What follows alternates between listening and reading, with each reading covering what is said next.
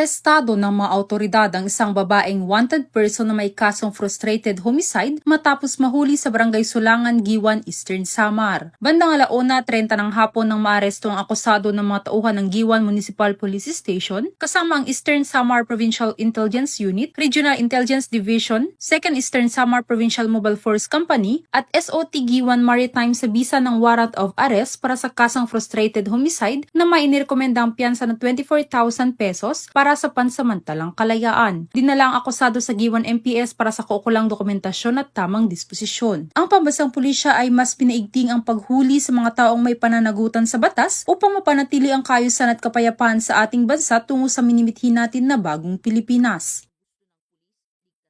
Mula dito sa Tacloban City, ako ang inyong PNN correspondent, Patulungan Flores, alagad ng batas, tagataguyod, Balitang News.